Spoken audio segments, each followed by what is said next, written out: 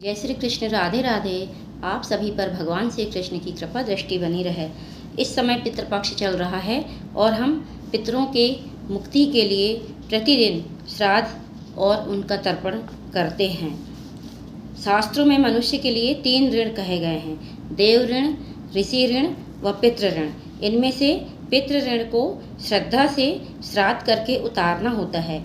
यह श्राद्ध बड़ी ही श्रद्धा से करना हर हिंदू के लिए आवश्यक है, क्योंकि जिन माता पिता ने हमें जन्म दिया, हमें पाल पोस कर योग्य बनाया, हमारे फलने फूलने के लिए अनेक कुर्बानियाँ दी, उनके ऋण से मुक्त न होने पर हमारा जन्म लेना निरर्थक होता है। इस ऋण को उतारने में कुछ अधिक धन भी खर्च नहीं करना पड़ता है। वर्ष भर में केवल एक बार अर्थात उनकी मृत्यु तिथि पर आसानी से उपलब्ध जल, तिल, जौ, कुश और पुष्प आदि से उनका श्राद्ध संपन्न करने और गौग्रास देकर 1, 3 या 5 ब्राह्मणों को भोजन करा देने मात्र से यह ऋण उतर जाता है। अतः व्यक्ति को सरलता से पूर्ण होने वाले इस कार्य की उपेक्षा कभी नहीं करनी चाहिए। जिस स्त्री के कोई पुत्र ना हो, वह स्वयं ही अपने पति का श्राद्ध कर सकती है। भाद्रपद शुक्ल पक्ष पूर्णिमा से प्रारंभ करके आश्विन कृष्ण अमावस्या तक 16 दिन पितरों का तर्पण और विशेष तिथि को श्राद्ध अवश्य करना चाहिए। ऐसा नहीं कर सकते हैं या नहीं कर पा रहे हैं तो पितृमोक्ष अमावस्या के दिन यह अवश्य करना चाहिए। ऐसा करने से हमारे पितृ पूर्ण ऋण से हम पूर्ण होते हैं और हमारे पितृ प्रसन्न होकर हमें आशीर्वाद देते हैं। अब हम पितृमोक्ष अमावस्या की कथा सुनेंगे। श्राद्ध पक्ष में सर्वपितृ अमावस्या का बहुत ही महत्व है। यह पितरों को विदा करने की अंतिम तिथि है। अगर कोई श्राद्ध तिथि में किसी कारण से श्राद्ध ना कर पाया हो या फिर श्राद्ध की तिथि मालूम ना हो तो सर्वपितृ श्राद्ध अमावस्या पर श्राद्ध किया जा सकता है। आओ इस तिथि के महत्व की पौराणिक कथा क्या है यह जानते हैं। देवताओं के पितृगण अग्निस्वात जो सोमपथ लोक में निवास करते हैं, उनकी मानसी कन्या अक्षोदा नाम की एक नदी के रूप में अवस्थित हुई। मत्स्य पुराण में अक्षोद सरोवर और अक्षोदा नदी का जिक्र मिलता है, जो कि कश्मीर में स्थित है।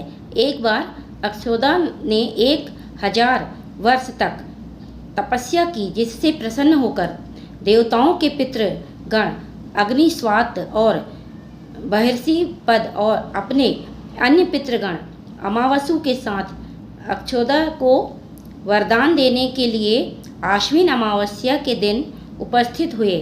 उन्होंने अक्षोदा से कहा कि हे पुत्री, हम सभी तुम्हारी तपस्या से अति प्रसन्न हैं, इसलिए जो चाहो वर मांग लो।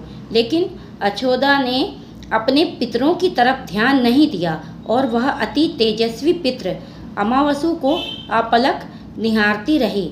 पितरों के बार बार कहने पर उसने कहा, हे भगवान, क्या आप मुझे सचमुच वरदान देना चाहते हैं? इस पर तेजस्वी पितृ अमावसु ने कहा, हे अक्षोदा, वरदान पर तुम्हारा अधिकार सिद्ध है, इसलिए निसंकोच कहो। अक्षोदा ने कहा, भगवान, यदि आप मुझे वरदान देना ही चाहते हैं तो मैं तत्क्षण आपके साथ रमण कर आनंद लेना चाहती हूँ। अक्षोदा के इस तरह कहे जाने पर सभी पितृ क्रोधित हो गए।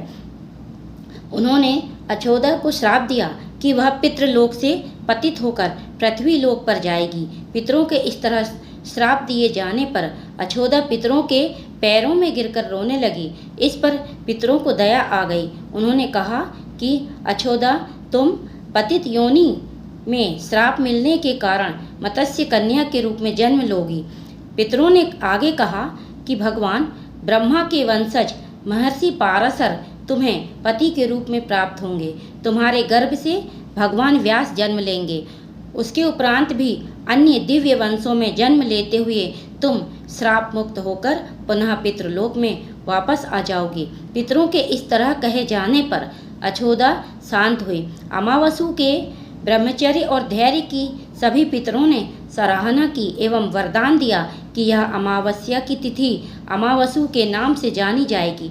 जो प्राणी किसी भी दिन श्राद्ध न कर पाए वह केवल अमावस्या के दिन श्राद्ध तर्पण करके सभी बीते 14 दिनों का पुण्य प्राप्त करते हुए अपने पितरों को तृप्त कर सकते हैं। तभी से प्रत्येक माह की अमावस्या तिथि को सर्वाधिक महत्व दिया जाता है और यह तिथि सर्वपितृ श्राद्ध के रूप में भी मनाई जाती है। उसी पाप के प्रायश्चित हेतु कालांतर में यही अछोदा महर्षि पाराशर की पत्नी एवं वेदव्यास की माता सत्यवती बनी थी। तत्पश्चात समुद्र के अंशभूत शांतनु की पत्नी हुई और 2 पुत्र चिंत्रागद तथा विचित्रवीर्य को जन्म दिया था। इन्हीं के नाम से कलयुग में अष्टगा श्राद्ध मनाया जाता है।